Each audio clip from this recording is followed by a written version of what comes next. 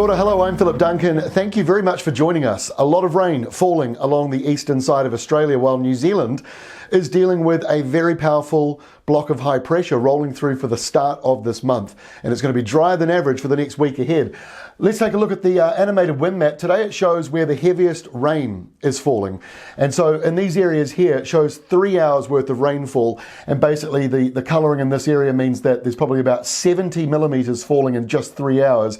This is the area that might form into a cyclone, but I think now it probably won't, because it's dropping southwards and there's a secondary area of low pressure forming, and on top of that another one over here, all helping to steal a bit of its energy. But you can still see plenty of rain coming in towards Sydney, and over here the remnants of a cyclone, or it might actually come back to being a cyclone briefly as it moves in and makes landfall. Over 300 millimetres coming for some areas there. But this is the big high that's coming into the New Zealand area, keeping our weather in New Zealand very dry.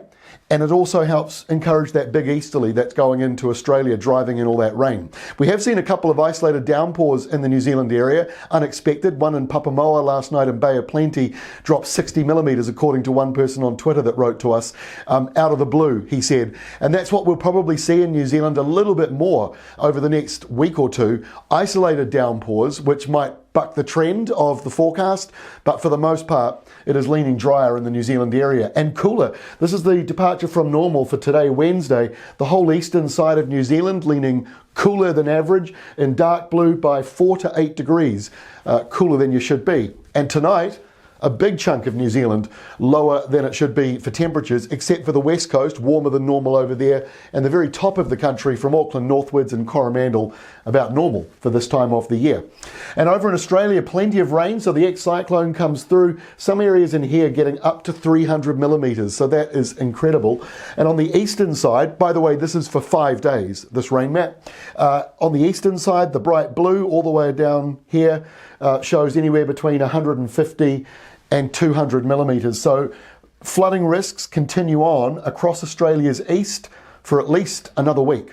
So here is the forecast as we take a look at the 24-hour rain map for Thursday and look at New Zealand. It is very dry under that big block of high pressure, 1030 hectopascals, but as you can see, a couple of isolated downpours will bubble up in the South Island, and in the North Island a few showers move up the eastern side and might just clip the very north of the country. That same easterly responsible for the very heavy rain coming into Sydney, New South Wales, and lighter falls coming in around Queensland, and of course the heavy rain event coming in across Western Australia.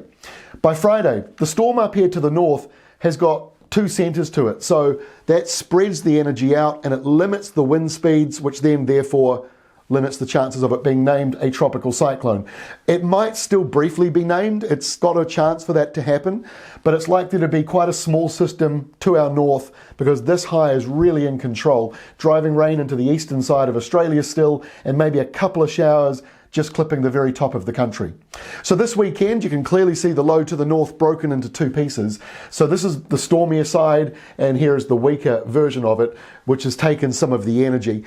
Easterly winds continue on, although they're turning more northerly now as the big high in New Zealand starts to move away, but a couple of afternoon downpours for the South Island, a couple of light showers for the very top. Otherwise, New Zealand still looks mostly dry, and it looks mostly dry on Sunday as well, but now there's a bit of a change. Those northerly winds come into the South Island, so there'll be a bit of a nor'west to some areas that will push temperatures up. So it'll be quite a hot day on Sunday with places getting into the late 20s and the overnight lows going right up. Still got easterlies at the top of the country and that heavy rain in Australia, Sydney, New South Wales, even coming down and towards Victoria as we go through Sunday. And our final map for next week, it shows plenty more rain. It's actually moving back northwards again, so just stay on alert across that eastern side of Australia. Low pressure remains to our north. What was potentially a cyclone out here to the northeast, and across New Zealand, that high is moving away, which allows a little bit of wet weather to come back into the New Zealand area. But really, to be honest with you, I think, as we said in our Climate Watch video yesterday, March does look like it's going to be fairly dry to begin with anyway in the New Zealand area. And if you do need the monthly outlook, in fact, it covers all of autumn as well. We've got that out on our YouTube page and at Weather Watch, and of course ruralweather.co.nz. That's Climate Watch for the month of March.